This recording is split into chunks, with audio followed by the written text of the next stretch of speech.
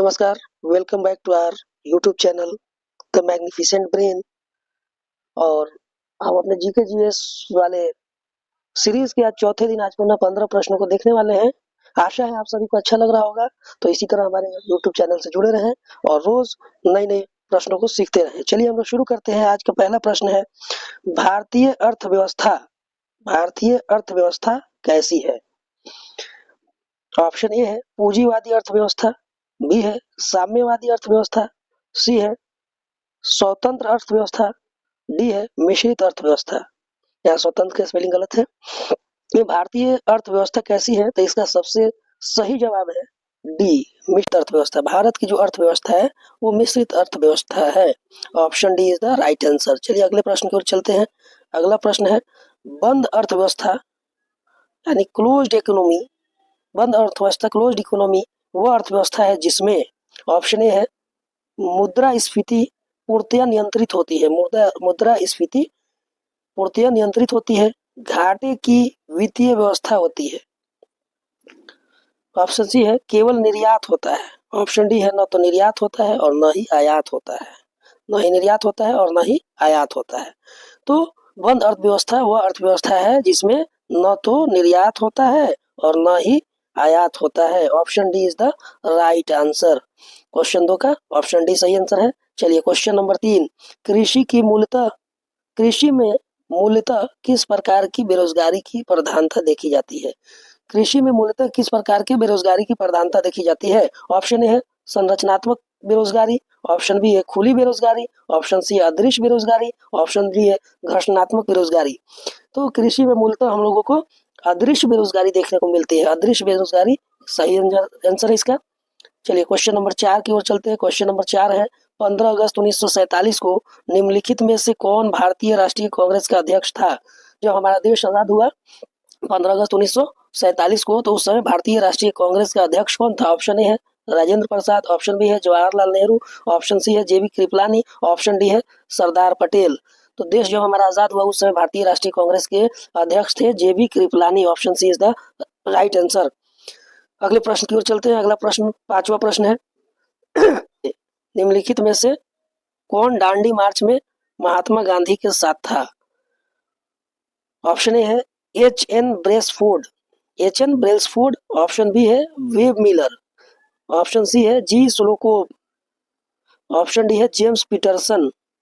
तो दांडी मार्च के समय महात्मा गांधी के साथ वेब मिलर था। Webb Miller, option B is the right answer.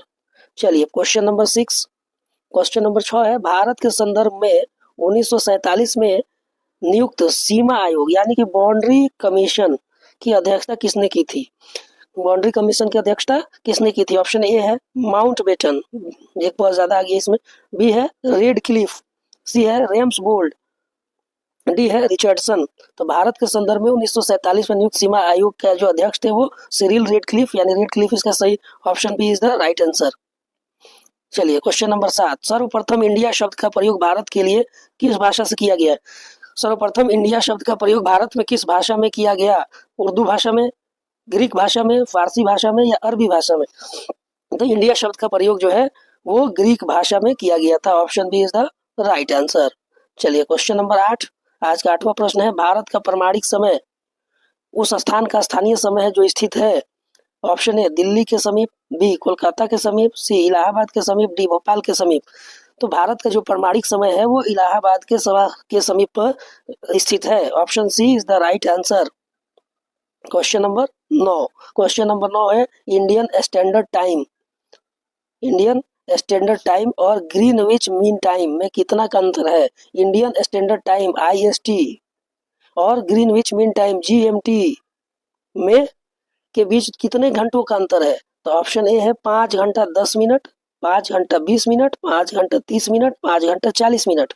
तो इंडियन स्टैंडर्ड टाइम और ग्रीनविच मीन टाइम के बीच में जो अंतर है वो 5.5 घंटा का है, 5 घंटा 30 minute. Option C is the right answer. Question number 10, Bharat का धूर दक्षिणी भाग की भूमध्य रेखा से दूरी, भूमध्य रेखा इक्वेटर से भारत के दक्षिणी भाग की दूरी कितनी है? ऑप्शन ए है 776 किलोमीटर, 867 किलोमीटर, 876 किलोमीटर या 916 किलोमीटर।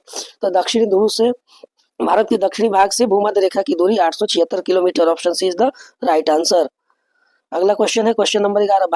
भारत की स्थलीय सीमा की लंबाई कितनी है? यानी भारत का जो स्थल है, भारत का जो मैप है, वो स्थल, उसकी स्थल की कुल लंबाई कितनी है?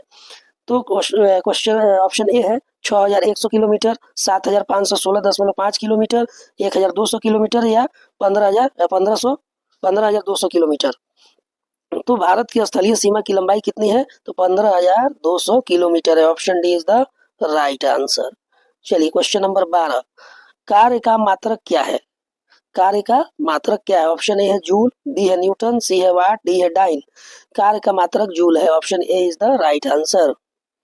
चलिए क्वेश्चन नंबर 13। एक ही प्रकार का परमाणु निम्न में से किसमें मिलता है? एक ही प्रकार के एटम्स किसमें पाए जाते हैं? ऑप्शन ए खनिज के यौगिक में, खनिज मिश्रण में, प्राकृतिक तत्व में या इनमें से किसी में नहीं। तो एक ही प्रकार के परमाणु जो है प्राकृतिक तत्व में, नेचुरल एलिमेंट्स में पाया जाता है। Option C is the right answer.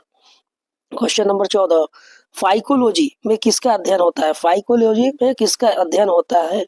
Phycology में किसका अध्ययन किया जाता है? ऑप्शन ए है शैवाल का, ऑप्शन बी है कवक का, ऑप्शन सी है पारिस्थितिकी इकोलॉजी का, ऑप्शन डी है वायरस का।